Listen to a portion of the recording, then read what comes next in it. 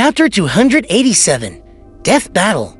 The moment their eyes met, Lanavis suddenly ducked and rolled forward, playing a tarot card with an angel and trumpet, shot out sharply like a dagger, embedding itself into the wall of the sewer, and its position was at the same height as Lanavis' neck just moments before. Clang, clank, clang. Lanavis either rolled, jumped to his side, or threw himself forward, nimbly avoiding the three cards that came in succession with abnormal agility. Their collision with the walls, slabs, and concrete echoed like metal striking a wall.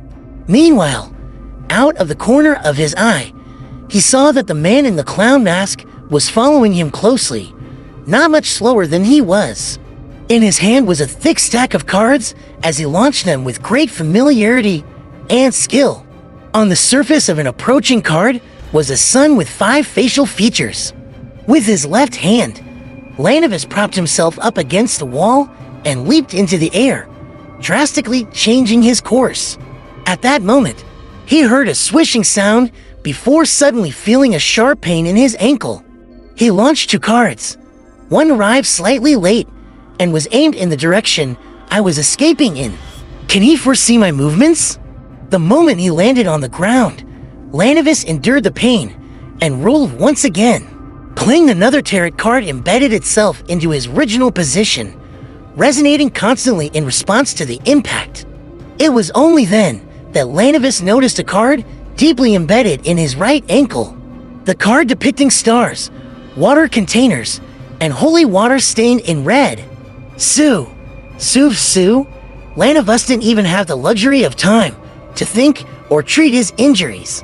One after another, the cards turned into seemingly sharp flying daggers, shooting at different parts of his body.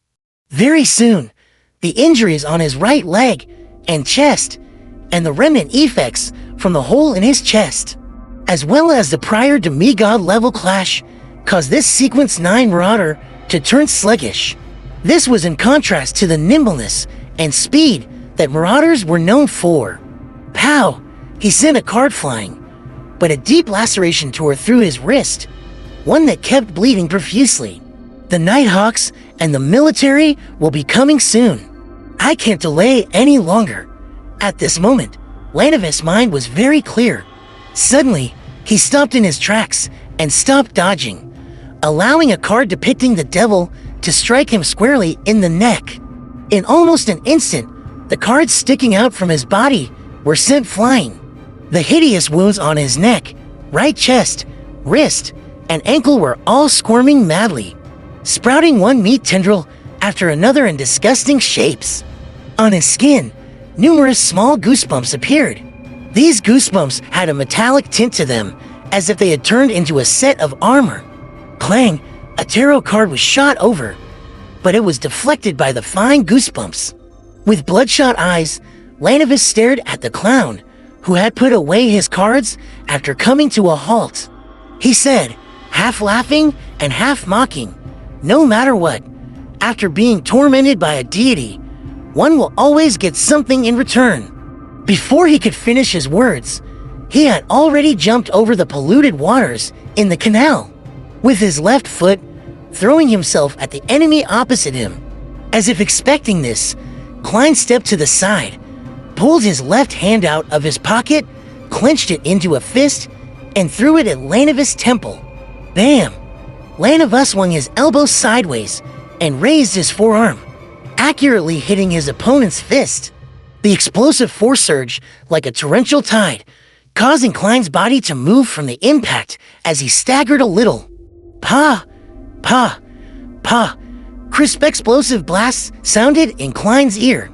Punches, each heavier and faster than the last, constantly reflected into his eyes. The flurry of attacks made him seem to forget to maintain his balance. He staggered and fell to the side. Then, with the support of his left elbow, he rolled in a different direction. Smack! Smack! Smack! Bang! Bang, bang, the Lanavis punches and kicks came quickly and furiously, almost hitting Klein quite a few times.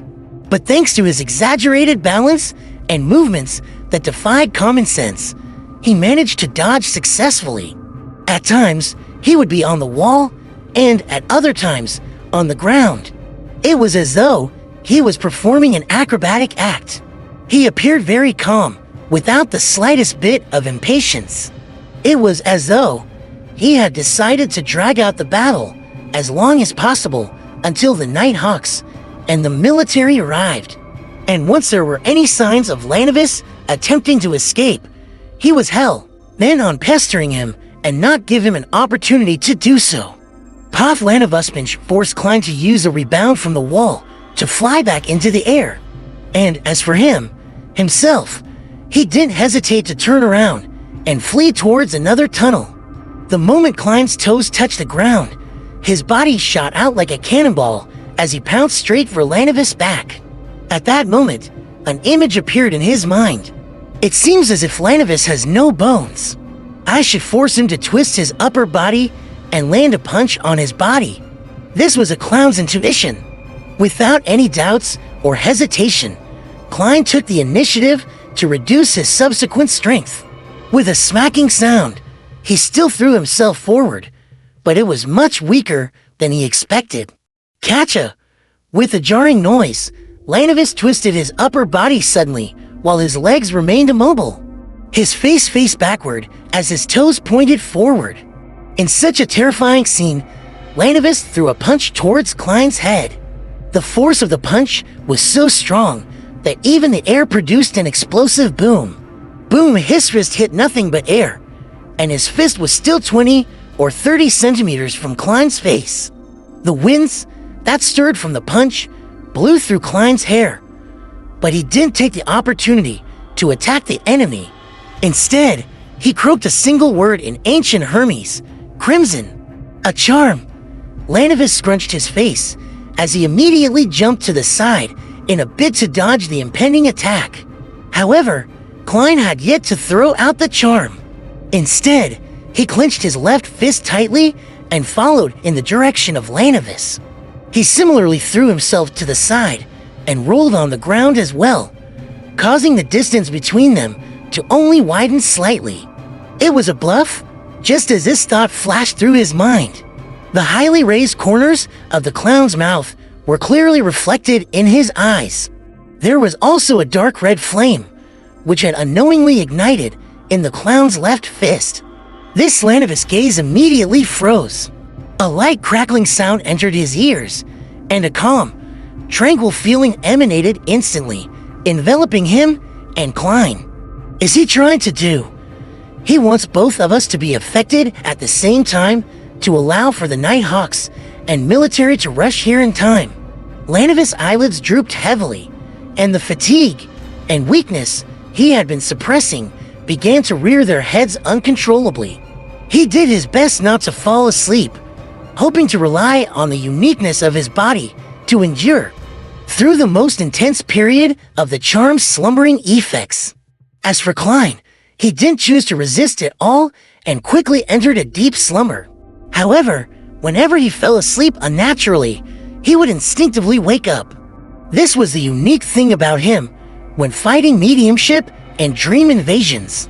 This was the reason why he had been lucky enough to escape from the hands of Madame Sharon back in Tingen. In the fight just now, after throwing his cards proved ineffective, he immediately took out the slumber charm and gripped it tightly in his palm, waiting for the opportunity to affect himself and his enemy. In just a split second, he forcibly broke free from the abnormal state of mind in his dream. The figure of the staggering Lanavis was clearly reflected in his eyes. Phew! Klein suddenly became very calm, as though what was before him was nothing but a target. He took a deep breath, turned his waist, and pulled back his shoulder before thrusting his fist forward with all his strength. Bam! Catcha! His fist landed ruthlessly at Lanavis' throat, breaking his bones and splattering his flesh. Lanavis took 2 steps back and leaned against the wall. That intense pain finally allowed him to extricate himself from the slumbering effects. But the fine iron-colored goosebumps on his body were all gone. After Klein's punch landed, he reached into his pocket with his left hand and pulled out 2 cards. Sue, farewell cards each stabbed into an eye as scarlet liquid gushed out. Lanovis surprisingly endured the pain without letting out a tragic cry. Instead, he abruptly threw himself forward in a bid to make his last stand. Klein didn't take advantage of the situation to attack. Having long expected this, he turned his body to the side and took a step back. Right on the heels of that, while seizing the moment when Lanovis fell forward, he took 2 steps and arrived behind him. He reached out with his arms and grabbed his enemy's neck. Catcha! Klein's arms exerted force, and he suddenly turned around, twisting Lanovis' neck. After doing all of this, he took 2 steps back and looked at his enemy. With the card embedded in him, Lanovis looked ahead weakly as he slumped to the ground. At the same time, he was very confused and asked in a staccato manner, "Why do you want to kill me?" With his clown mask on, Klein stared at his archenemy and replied indifferently, "No reason." No, with his eyes wide open, Lanovis collapsed to the ground in the sewers, unable to accept his fate. Finally, his breathing came to a stop. At that moment, Klein, who seemed to be extremely calm, suddenly stepped forward, tightened his right leg, and, with all his strength, kicked him in the head. Bam! His neck, which was already badly mutilated, could no longer bear the pressure and was sent flying like a rubber ball. It slammed heavily into the wall, creating a red and white patch.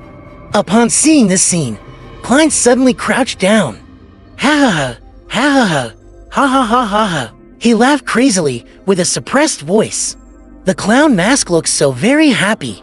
The corners of those raised lips, the bright red nose, and that white face were a very happy expression. Ha ha ha ha. Klein laughed so much that he went out of breath. His laughter was more jarring than crying. After a few seconds, he finally calmed down.